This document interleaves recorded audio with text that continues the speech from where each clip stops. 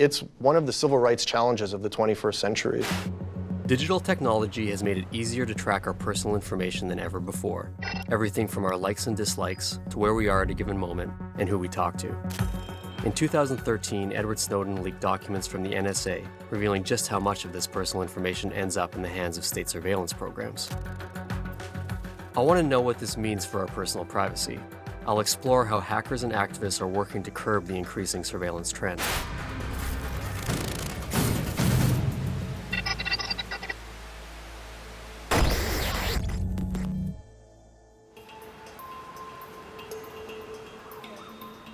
Our personal data is valuable, but how far are we really willing to go to protect it?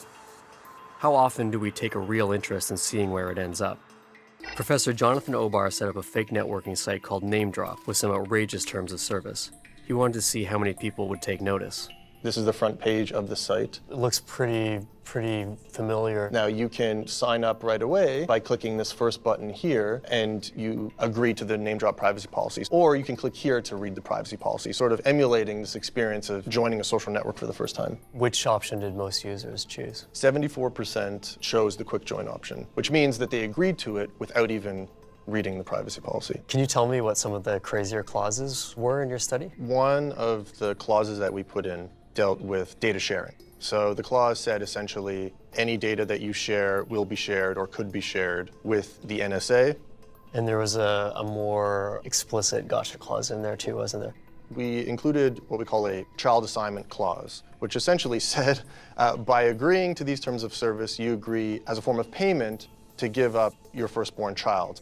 Which is creepy, of course. We want it to be creepy and to go to the extreme. But if you're willing to give up your firstborn and miss such a clause, what else are you missing that's not as serious? Did anyone actually click that they do not agree with the service? 100% of the people that took the survey clicked agree to both the privacy policy and the terms of service policy. That's telling.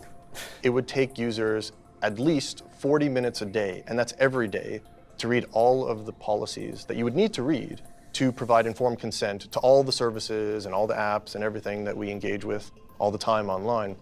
And that's just not realistic. What's at stake for users if they don't read these agreements? As one participant said, it's a cultural norm to ignore policies. And that's a problem, which suggests that this particular tool isn't working. It's not providing privacy protections. It's not providing digital reputation protections. So we need something better.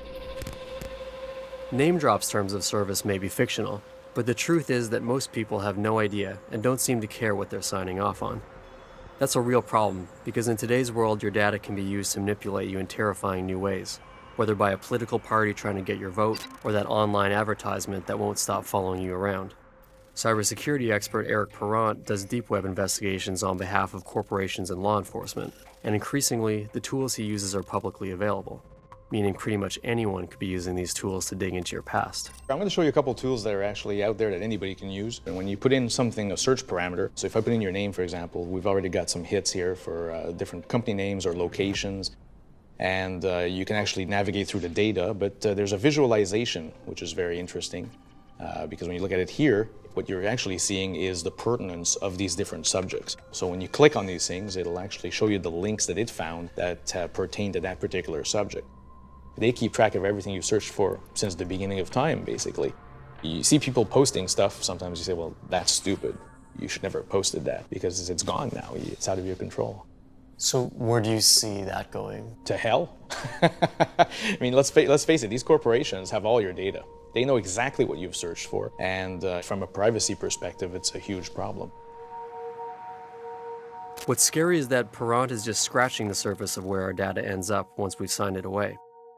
I visited Dr. Anne Kavukian at the Privacy and Big Data Institute to learn about just how massive a challenge getting control over our data will be, especially when so many different groups are after it. The Federal Trade Commission in the US did a study last year. They looked at 12 mobile health and fitness apps, and they found of the 12 devices they looked at, the information was flowing to 76 different third parties, unauthorized. 76, that's just one. I tell companies, look, you may collect information from individuals and you may have custody and control over that information, but you don't own that information. It doesn't belong to you. It belongs to the data subject to whom the information relates. I cannot tell you how different things have been since Edward Snowden's revelations, because he really revealed for the first time the massive amount of government surveillance taking place all around the world. Public distrust is at an all-time high. 90% of people were very concerned about their privacy, didn't know what to do about it. With so much pressure, there's no surprise that most people feel stuck when it comes to protecting their privacy online. Some members of the global hacking community are trying to pave a way forward. While the community doesn't always see eye to eye on how to protect personal data, almost all agree that it's something worth fighting for. David Mirza Ahmad is a former black hat hacker who's built an operating system to do just that. So you and your colleagues are developing an operating system that's designed to enhance people's privacy and give them more security. There's a spectrum of privacy-preserving technologies that you can use. In our project, we try to bring them together. Everything in Subgraph OS today goes out through the Tor network, and we have secure file sharing tools and secure email tools, and we have a secure chat tool. Your background is in the black hat world. Now you're on the open source side of things. Do you think that's a trend that we're going to see happen as well? The hacking subculture, it's not about crime. It's like just about understanding how things work and challenging arbitrary authority. There are places where governments are extremely aggressively monitoring for any kind of dissent, and privacy is like a question of life or death in some of these places. So I think a lot of people from our generation and the generation that's there now is continuing to be at the front of this movement to make sure that the internet remains an open, free, transparent platform. Thousands of hackers and activists around the world are pushing the limits when it comes to defending privacy and fighting back against surveillance.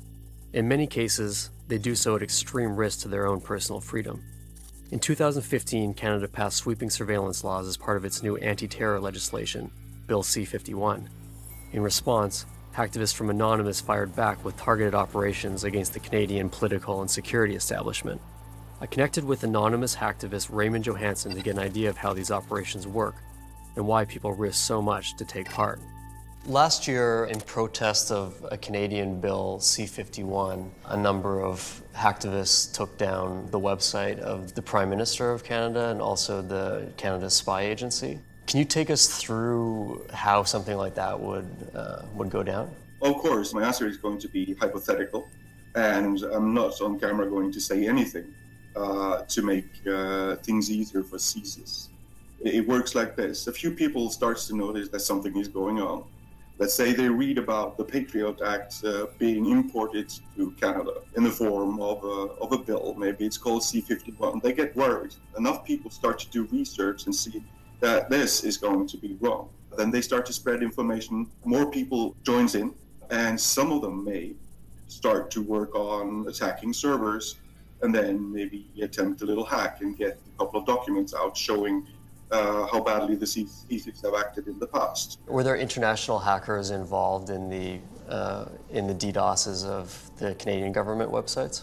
I can definitely say yes, but I say that as having watched it from the outside. Regularly, I participate in swap meets where we exchange tasks. So a Mexican will do something that needs to be done in Sweden, and the Swedes, in their turn, will do something that needs to be done in Thailand. And it's just a smart way, an obvious way to protect everybody. Do you ever fear that the work that you do could get you into a lot of trouble? I work with those persecuted and jailed anonymous activists and hacktivists around the world, so I know what could potentially happen to me.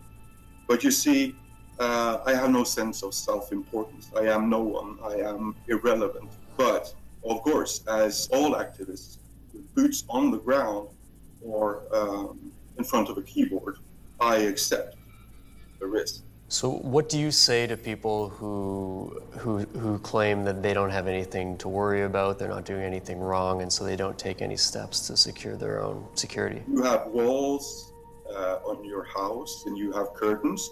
Why do you have curtains? Of course, privacy matters. It's a human right.